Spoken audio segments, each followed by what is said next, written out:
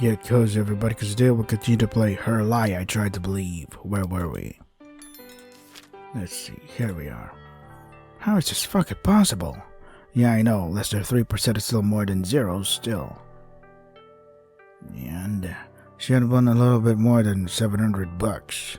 She wanted to give it to me, but I didn't accept it. Even if she didn't necessarily work for it, it feels as though she used a lot of her unused luck to win it. She bought us 2 bottles of wine, and we finished the night at our hotel. She was on top of me. She had yet to insert me inside of her.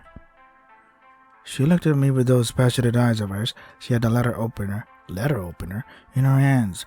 It was lying around on the bedside table, I think.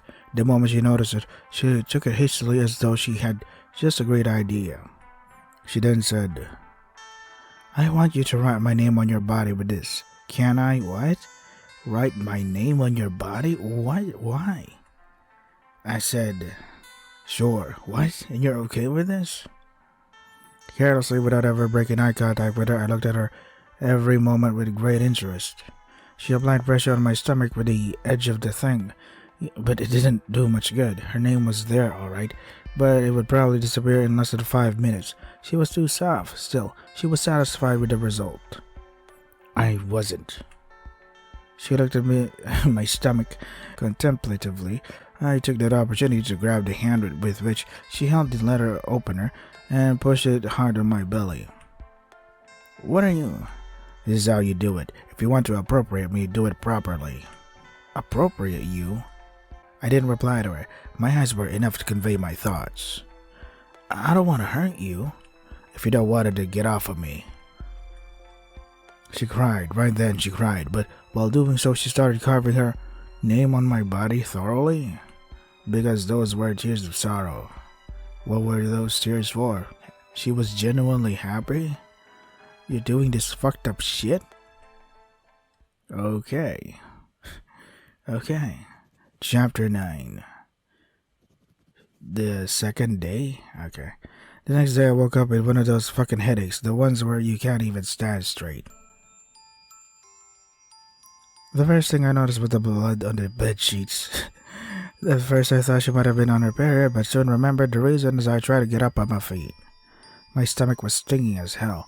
When I looked at what she's done, I was extremely disturbed. She didn't go easy on me, alright, not that I would have wanted it any other way. I ought to think of buying rubbing alcohol, or else it will start infecting like shit. The next thing I noticed was my face in the mirror. That guy didn't go easy on me either. My right eye was swollen, and I had a nasty bruise on my cheek as well. She too looked rather pathetic herself. Her ass and lower back were quite irritated, probably because of me keeping on pushing her to the ground the night prior. I must have been a bit too rough during sex last night, since she had faint blue marks on her forearms, and we're not even talking about the headache she must have had too. So what did we do first thing in the morning? We started drinking. What else? What the fuck? We already look fucking disastrous, so we needed to at least play the part as well. And after a couple of years, I could probably say that the headache had subdued considerably. Is that how it works? So when it's all said and done, it wasn't such a bad idea in the end. You're gonna be alcoholics by then. Okay. She wanted to go to the Ferris wheel? Really? After drinking? Wouldn't that, what if you guys puked while doing a ride or something? Yeah, there's a Ferris wheel in Las Vegas, the biggest in the world even. It is called a High Roller Ferris wheel.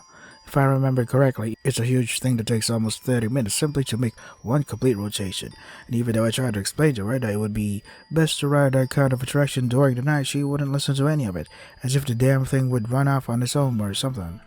In the end, I had no other choice but to comply with her nagging demand. Sometimes she can be very persuasive, I should say, now that I actually want to explain why. So our first statement upon seeing the thing from up close was, "Whoa, it's so huge, it might be a bit too scary now that we're actually here." "You're not going to pussy out on me here, are you? You were the one who dragged me all the way here, so now there's no way I'm going back without seeing what on top of it. You hear?" "It's probably just some clouds and stuff. Let's just go, alright?" "Oh, no, you won't run away that easily." I put my arm around her hips and bring her really close to me. She's become pretty much my prisoner the moment I get a hold of her. "What are you doing? Let go, I don't want to go." "Oh, you sure you want me to let go?" She blushes the moment she hears my words and finally says faintly, as though she's surrendered, "No, please, keep on holding me like this." Okay. In the end, she did ride it, but she sat on me the whole time. Since it's the biggest Ferris wheel in the world, the passenger's car are quite spacious indeed. The advantage being that we can stand inside and walk from one end to the next, but the downside is that we're forced to ride it with strangers, and that in and of itself is a deal breaker for me. The idea of even riding it, was scaring the shit out of her earlier, but now she's completely engrossed in the view, pointing towards things we've seen on our way over here, or making comments on things she thought was bigger and whatnots. I wonder if she was even scared to begin with. Maybe as well just an act to be able to sit on me the whole ride. What a sly woman. Still, she earned it the moment I bought in. Suddenly she broke her easygoingness and took a tone she doesn't usually take. "Tim, answer me seriously, alright?" "I'm always serious." "What's up with her? I didn't like the way she was bringing things along." She removed her glasses and looked me in the eyes. "Well, your black eye is gone, so that's good. You regret coming all the way here with me?" "What are you saying, idiot? I was the one who brought you with me. There's no way I would regret any of it." "Yeah, but that's because it still hasn't been a week since we ran away. In no time, I'm sure you will change your mind, and when that time comes, you'll hold it against me. Since when do you care what I think of you?" She averts her eyes from mine and gazes at the ground instead. She ignores my senseless words like she normally does. I might have really hurt her this time around. I guess I always had poor tact. As long as I have your name on my stomach, I won't forget the reason we've done this. And if I forget nonetheless, you'll be the one reminding me, alright? If only I could. She takes my face in her hands. She traces every turn and corners of it before kissing me dearly, even though there's plenty of people around, but okay, I guess. "You're so gentle. You're the most gentle man I have ever known, and I've noticed this kindness since the first moment I laid my eyes on you." What is she saying? She must be blind, or else I'm the only man she ever looked at. No, I'm a violent, disgusting man. Anyone will sooner or later hate me, even her. I should be the one saying this to her, that she's gentle, that she's perfect, yet I say none of those things. I know the moment I open my mouth, I'll destroy this moment that seems so perfect. What a complicated man. Chapter 10, right. And what's the title? Something more cozy? Okay. Get cozy, I guess. After the ride, she told me she wanted to change hotel room. I didn't understand why. Our current one was already more than enough for the little we actually use it for. But again, she pestered me, saying things like, "I want something more cozy, and it's with the money I've won, so it shouldn't be a problem, right?" I didn't really care right away. The only thing that was a bit a letdown was the fact that we've already paid for our old hotel room for another 2 nights, so it was kind of a waste. And since we didn't have an infinite amount of money, we would sooner or later be confronted with the fact that we're not beyond the law of society. Yeah. While driving around for a while, she finally said, "There, let's go there." I pricked in the front of the thing reluctantly and stated the obvious. "What the fuck do you mean there? It's a fucking motel. Our old place is way better than this shithole." "But I would feel much more comfortable in this one." "Are you for real?" "The type of cheap-ass motel you often see on TV where you park in front of your room. A nest of prostitutes. That's what this place is. There probably isn't even one security camera installed here. Else there would be a lot fewer clients using the damn place. It's not the type of place you would normally call cozy. But then again, I'm supposed to be with a prostitute right now, aren't I? I'll go take care of the room. Wait right here." She says so while getting out of the car. "No, I'll come with you." "No, that's alright. I want to do this on my own." "Does do this on her own? What is she babbling about? Is she trying to be more independent or something? Doesn't she realize that she's already 21? I decided to close my mouth and wait. Nothing good would come from arguing with her. She returned after 5 minutes, and we entered our new room. It was pretty plain, like I imagined it would be. I put down the little we brought with us on the floor, and she instantly says, "Let's go to a bar or something, it's on me." "But we've literally just arrived." "But I want a drink, and I know you want too. Let's have some fun like yesterday." "Sure." "Okay. Let's have fun every day from now on." I wanted to say those words. I wondered why I forced myself not to tell them. I wonder why I always force myself to do things a certain way. Okay. Chapter 11. Okay, how many chapters does this game have? The best day of her life. So this is the last best day? Okay. We drank and later that night we danced. We went to a club this time around. I was not a good dancer at all. Very awkward indeed, but she didn't care. She smiled nonetheless. She would always smile no matter what. And it was a beautiful night. A beautiful night. Something I would rarely even notice before then. This week was the best days of my entire life. She pointed out while moving close to me. We were on the dance floor, but didn't move with the crowd. We were standing there, looking at each other, moving slowly while eating each other's eyes. Her eyes were things out of this world. This does look like the place where you would say these kinds of things. I looked around. There were a lot of beautiful colors flashing. The music was moving us without our consent, and the ambience gave the impression that we're on top of the world. It was a beautiful night indeed. I'm not talking about this place, she said without blinking. Why am I talking about this city? I'm talking about you. Only you. Do you believe me? Yeah, I do. How could I not with those eyes of hers? Good. She kissed me deeply for a long, long time. She then muttered out something I had a hard time understanding because of the music. But you shouldn't. What did you say? She touched my lower abdomen. Nothing. Okay. She hugged me for the most part of the night. I was happy there was no accident tonight, no shouting, no pushing. I was glad. How stupid I was, not understanding that the night has yet to be over. Okay. We were so drunk we had no other choice but to finish the night at our old hotel room. It was conveniently a lot closer to the club we were at than the atrocious motel room she rented earlier today. It was when she was taking a shower I noticed something on the ground, a business card or something. I unconsciously took it roughly into my hands and studied it. It was a man's, and on the back it was written, "Call me." Already I was pissed. I didn't know why. She got out of the shower and dressed up. I then instantly confronted her. What the fuck is this? She glanced at the piece of paper with no reaction. I don't know. What is it? Don't fuck with me. It's written "Call me" at the back. Who is he? I have no idea. Henry. I read the name on the card. I noticed a slight reaction on her part. So you know him? Well, she starts off. There was a man who tried to talk to me while you were buying us a drink. He told me his name was Henry, but I didn't want to talk to him, even less take his card. Always conveniently while I'm away. What a whore. Then what is this then? I throw the card at her. I don't know. You must have put it inside my coat pocket or something. You know I wouldn't do that, babe. I started walking toward the exit. Tim, where are you going? Tim! None of your business. No, wait, Tim. You're not thinking of finding that guy, are you? And what if I am? She instantly tries to get in between me and the door. Seeing that she can't pass in front of me, she quickly decides to hug me tightly from behind instead. Get away from me. No, don't leave me like this. This was supposed to be a night for the both of us. Don't you understand they're all making fun of you? I don't care. Let's drink, let's have sex, let's have some fun together. That's the only thing that matters to me. Don't you understand that tonight is very important to me? Is she trying to control me? She is, isn't she? Trying to make me feel as though I'm so important to her. Then all of a sudden a thought crossed my mind. There was no logic behind it. The booze must have been added. Yet I was so compelled to think it true. Is that why? I asked her as though she knew what I was referring to. Why what? Is that why you rented the other room at the motel? To meet with some other men? That's why you pushed me to drink past my limit all night, eh? Wait, no, there's no way I would do such a thing. You keep telling me this, but is that even true? You're a prostitute after all, aren't you? I don't even know you. I don't know her.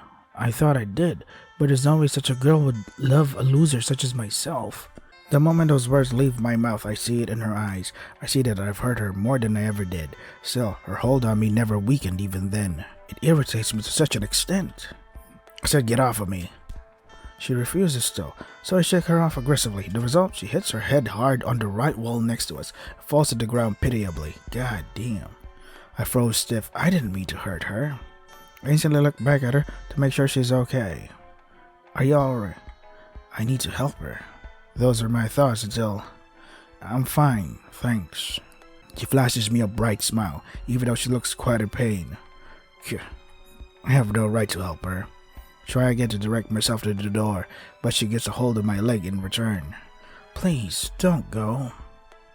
I try to walk nonetheless, but she puts everything to it. The thought of shaking her off almost became a reality, but then I remember what I just did. So instead I just dropped down to the floor, sat right next to her, defeated.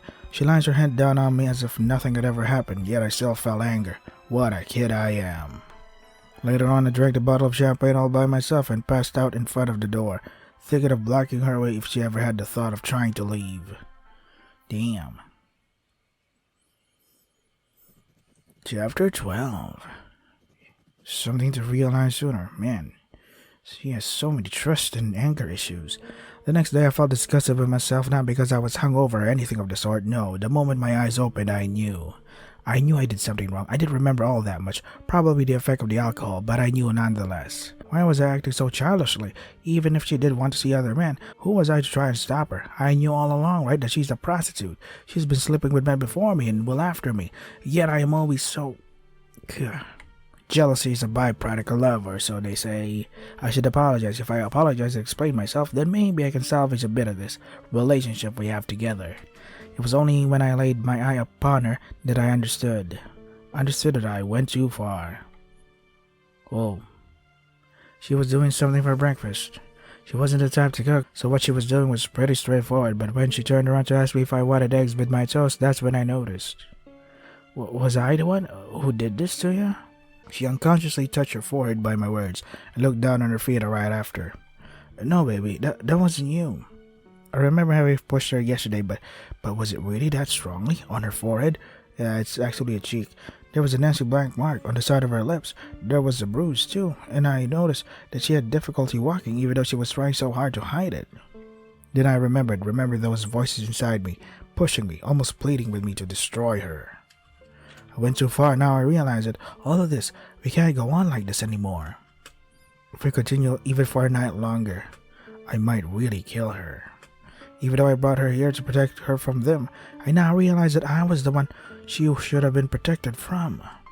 I need to end this. Maybe if I act quickly enough, maybe it isn't too late. Where's your phone? My phone? Why would you need my phone? I need your phone, now.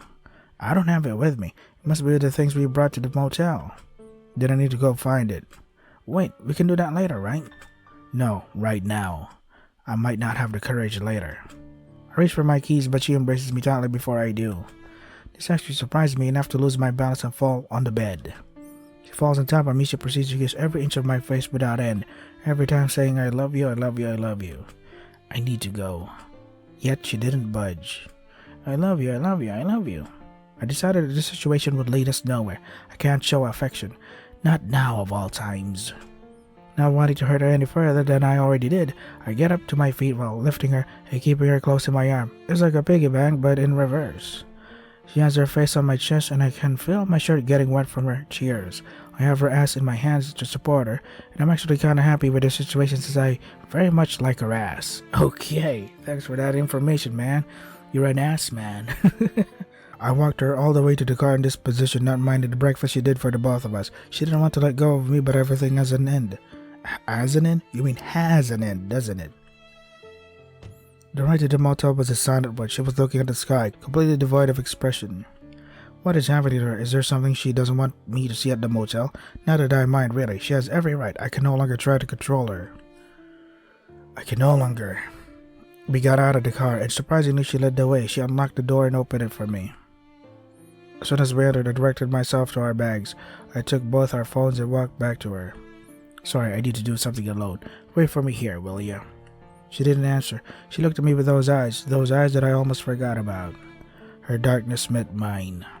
I tried to ignore her and pass by her, but she didn't let me move. Say, do you love me? She finally asked us. She never did before, but now she did. I don't have time for this. Answer me, do you love me? I said move. I lifted my hand at her mechanically, and she didn't cower. You mean she didn't cower? She didn't blink. She didn't fear me at all. It didn't work. Well, sure it didn't. It didn't because I would never hit her. Do you love me? I don't have a choice, do I? Yes, I do. A dark smile. Enough to throw your life away for me. Yeah. I say so with complete certainty. I see. Her smile disappears. Try to move again, but she blurts out something unexpected the moment I do so. Let's go back to the other hotel room. Lets me have one last night? Then you can do whatever you want? let me have one last night or something. I don't know. Sorry, but I can't. What I'm about to do is because I love you, Cassandra. She bites her lips hard before returning her eyes on me. She tried for that. She tried to smile but couldn't, which created this expression in between happiness and complete despair. You said it. You finally said it. My full name. Didn't I ever call her by her full name before? I try to say something, anything, but she shakes her head from left to right. She opens the door behind her to let me out. I walk past her coldly. If only she knew how much I love her, how much I would kill for it, and that's exactly why I must do this. Before leaving her side, she says something to me. Tim, could you go buy me some tampon while you're at it? What? I look back at her. She's regained her smile, as though all of this was just an act. Please, I kinda need it, you know. Can't be helped, I guess. I pass my hand inside of my hair before waving goodbye at her. She doesn't follow suit. She simply looks at me until I turn the corner. What is she? Is she pregnant or something? Alrighty then, chapter 13.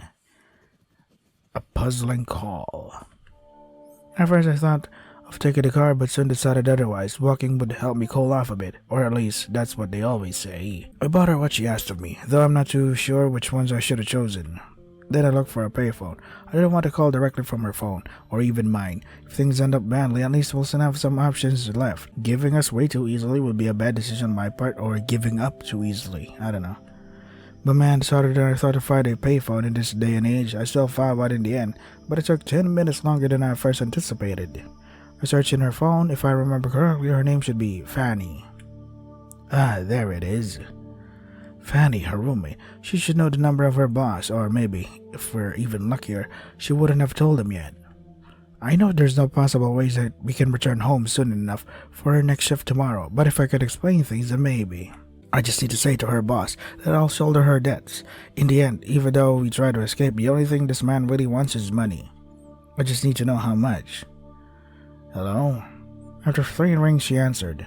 Hi, is this Fanny, Cassandra's roommate? Yes, it's me. Who's speaking? Oh, I'm John, one of her clients. Her client? Didn't she know she was selling things?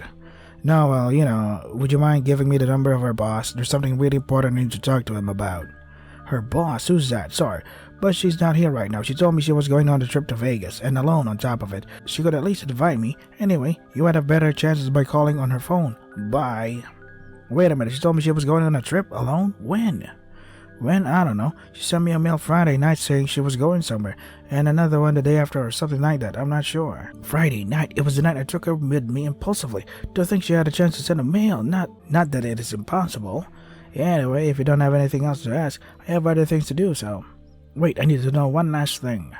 Because the way she talked about it almost seems as if it was all planned. Chapter 14. Her lie I try to believe. Is this the last chapter? I don't know why nor when, but I decided to run. I ran frantically to that motel room. I had this ominous feeling. Why did she lie to me, and how? Her roommate. To my question, she answered me this. What the fuck, prostitute? Is this some kind of sick joke or something? Sorry, I don't know who you are, but Cass isn't that type of woman, okay? And you won't make me think otherwise. Now, if you'll excuse me... Cassandra isn't a prostitute? But there can be. I've seen her work. She never denied it. Why would she try to make me believe so? I need to speak with her. But how can I even confront her? And why did she lie to me? Yeah, I feel anger well up inside of me. I know. I'll ignore her until she can't take it anymore. And when she does, I'll force her to tell me everything. The best way to make her suffer without hurting her. She's so dependent on me, she won't be able to bear it for long. Soon enough, she will tell me everything. Now she asks me to forgive her. But this way, she always asks me everything. Those eyes, that smile, her lips, her everything. I'll accept, of course, but she will feel indebted to me. That's when I'll ask her. To. Why did I try to separate us? I don't understand anything anymore. Why did she lie to me? Why am I this way? Why am I scared? Alas, I'm in front of that door. I'm about to open it when I notice something strange. A plastic bag is enveloping the door's handle. I almost rip it off but stop midway. Maybe there's a reason why it's here. Also, I have no time dealing with something so annoying. I open the door with the bag still on the handle. I look down. I need to ignore her. I walk extremely slow until I'm in the middle of the room. For some reason, I start trembling. That's when something on the table takes up my attention. I reflexively fixate it. What? It seems it started raining. There must have been holes in the shitty ceiling since it started leaking on the table of all places. I'm sorry. I almost hear her, but I don't want to hear her. This is fake. I lied to you. A noise, an annoying noise as if someone slowly opened and closed a badly oiled door over and over again. But I did love you. I see her move from the corner of my eyes, but I don't want to see it. I must ignore her. I loved that boy who, in 3rd grade, had difficulty running as fast as the other. I loved the courageous little boy who, in front of the whole class, declared he would one day run faster than every one of them. I wanted to encourage that boy, but it seems the means I used to encourage him rubbed him the wrong way. Soon he became cold to my words, and even to my stares. I realized that the only way to be accepted by that boy was to look at him in the same fashion he did to me. So soon enough, I learned to hate him as much as he hated me, even though I loved him. Okay. So I gave my everything. I wanted to answer that boy's feeling with my own. Soon he became my whole world. I existed solely to beat him. I existed solely to take things away from him. And for a time it lasted. But I was noticing it. I was noticing the fact that he was creeping closer and closer to me. Now obviously taking things away from someone means you also accept things to be taken away from you. In less than a year after graduating from elementary school, he was beating me at running. Even though I was running every night, even though I passed most of my weekend practicing, he beat me as if it was nothing. It was extremely frustrating. I was supposed to be happy about it, wasn't I? I mean, wasn't it exactly what I wanted for him? Yet, he became popular, the ace of the basketball team. He was so special, I'm sure he didn't even notice it himself. I was so jealous. But at least I still had something. He was still just a sports person while I was also good at school. Surely he wouldn't be able to take this away from me. But then he quit basketball. Why? I love looking at him play so much. Then I realized it was coming for that too. He was coming to take this away from me too. But if he takes it away from me, for what reason will he keep on looking at me like he's doing right now?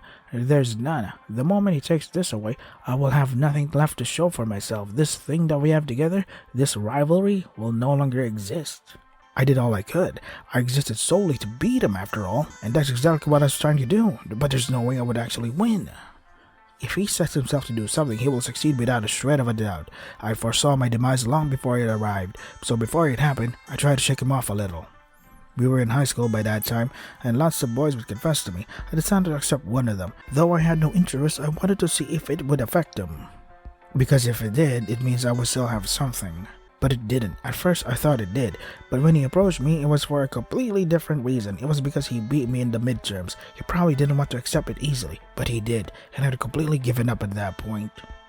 He didn't even look at me as a woman. He saw me as a wall to escalate. So I did what was the easiest thing to do. I quit school before the next exams to make sure he never takes it completely away from me before he could escalate the wall. Since he thought the others didn't count, I will always be the best out of the both of us if I retire now. Or so I went with my flawed logic. Yeah, what the hell? You see, I didn't lie about the fact that my father had a lot of money, but I didn't lie about the fact that he lost it all. So not going to school wasn't such a big deal either way. I could become whatever I wanted, but I didn't want to become anything. I kept on looking at the boy from afar. He had graduated and was now a college student. If I hadn't given up, I would have been right next to him, but obviously I wasn't. I had given up in order to fulfill the purpose of my existence. And that purpose, it was still not completed yet. Because I exist solely to take things away from him. It was fairly easy to approach his friend, and the moment I explained my interest in seeing him again, he accepted quite readily. Then I went on perfectly as I anticipated. Soon enough, I was alone with the boy. He had those eyes, those same eyes he always had, sad eyes. I tried the best I could to appeal to him, looking at him mischievously, touching him whenever I could, even tripping for that very purpose. I was expecting he finally reacted to it. He was a man after all. I almost had him, almost. But he refused me still. I had no idea why. Was I not to his liking? Damn. Maybe it's because he still hated me. Maybe it's because I looked too pure, because I didn't look like a woman still. For the next 2 years, I tried multiple times over to approach him with the excuse of it being a coincidence and whatnots, but every time he would run away from me, or completely ignore me. Even if I changed the things I wore or the way I walked, he never looked at me. I was nothing to his eyes. I almost gave up. Then I noticed that sometimes he would get out of his way to go to a certain bar to meet with one of his clients, a hostess bar. Instantly, I had the idea. Why not? I knew he sometimes came on a Thursday, so as long as I'm able to work on that day, I'll eventually be able to meet with him, and he would no longer be stopped by his guilty conscience. Seeing that I'm a hostess of all things, he would surely give in with enough appeal. Holy shit. I wanted him to look at me as a woman. I wanted him to want me. I wanted him to suffer like he made me. So I started working at the bar only on Thursday, in wait for him, and contrary to some belief, I could choose if I wanted to lay with a client or not. On the third week he finally came, I noticed him right away, and sure enough I made sure to serve him. I played with my hair, teased him, and smiled brightly whenever I could. He finally cracked, and after that night I had him. What the hell? From then on, it was a piece of cake. He was so gentle, too gentle. That was his downfall. I created a story to go along with the fact that I'm a prostitute in order to stir up compassion from him, and on our 7th meeting, I even beat my own self up to make him react irrationally. Holy fucking shit, what is this reveal? Holy crap. That's right, since the very beginning, it was all my fault. I manipulated him, played with him, and planned this whole ordeal. I'm so disgusting. Hey, both of you are disgusting people. So, I guess you guys are really meant for each other. Then he brought me to Las Vegas. Every time he would disappear for 1 minute or two, I would start up a conversation with complete strangers. All of this to make him jealous. And it worked more often than not. You fucking bitch. Then I even dropped a business card on the floor, a fake business card, and he was pissed. He shouted at me and drank himself to sleep. And while he slept, I hit my head on one of the walls, just so that he could think he's done it himself. Holy shit. And just now he said it to me. He said that he loved me. I made him love me. A gentle boy, and I exist solely to take things away from him. How horrible I am. Let him wish we had never crossed paths in this world. I took away his job, took away his girlfriend, almost took away his life. Fuck. Now let me even take away his love. Holy shit. Fuck. Oh god, this is getting serious, man, but I have to end it here because I have to prepare for work now. So this is Her Lie I Tried to Believe. If you want to try to get for yourself the links to the description, that was all for today. Stay safe and take care of yourselves. God, what a reveal. Holy shit. So not only is the guy fucked up in the end, she's even worse. What a twist. I mean, it's established, but yeah, at least it makes sense. And the cool thing about this visual novel is that it wasn't a slog to go through. It felt like, instead of reading a book, it felt like a prisoner telling his story. It's fucking awesome, man. You know, the way he describes things casually and his inner thoughts. Like him wanting to kill her, etc. Like, holy shit, no filter, because he was already behind bars. He's just confessing to his sins. Get cozy, everybody, because they will continue to play Her Lie I Tried to Believe. Where were we? Here. I crushed the paper in my hand, frustration like I've never felt before. The rain has now become frantic. I can no longer control it. I look at her. She's moving ever so slightly. Oh my god! Holy shit. But this movement is out of her control because it's the fault of this damn cord which is tied around her neck. There are so many things I need to tell her, so many. But only one thing comes out of my mouth. You stupid liar. Holy fuck. That's a rope hanging around. Holy shit, she killed herself. Oh my god, that was... Holy crap, man. Wait, that's it? Oh my god. Oh well. Wow, this is fucking dark as hell. All hell, man. Oh my god. Well, since we're done anyway, god damn it. This is where it ends? Oh god, I'm so pissed. Only a few more minutes, eh? And then we're already here. So anyway, yeah, this whole thing was all orchestrated by her. God damn it. All because but it's not entirely her fault though. It's also because of this twisted worldview that the main character has grown into. Yeah, it's fucking awful, man. God damn it. After all what's happened, after all their meetings and all that stuff. Hey, I never seen this part before. Wonder why this image was never used. Man, this is fucking Hangover Cat. Is this where it ends? Yeah, it is. Fuck. Maybe I should combine this part and the previous video. Yeah, that would make sense. Hopefully I still have the old footage of this. Let's see. Yeah, maybe I can. So, for the story, fucking awesome, man. It first started out as, you know, the cool thing about the writing style of this visual novel, it felt like a guy, a prisoner, and you're talking to the prisoner, like, they have no filter, they don't hide anything, they're just, they sound like they're confessing to a crime. There you go. That's the words I'm looking for.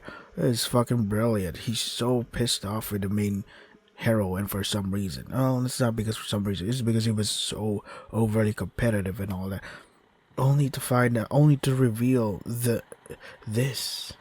all this was just because she knew the main character's personality and mindset. Yeah, his twisted worldview, that she resorted into this very extreme way into making the main character fall for her in this way. But now that now that the lie has fallen apart, she had no other choice but to continue this. God damn it, this cat and mouse chase. Because if she ever does get chased, if she ever does get caught, then I guess she thinks that the main character will stop liking her anymore. Yeah, maybe. Holy crap, I'm gonna need to analyze this story and make a quick review of it or something. But yeah, fuck, this is horrible, man. The story is very dark.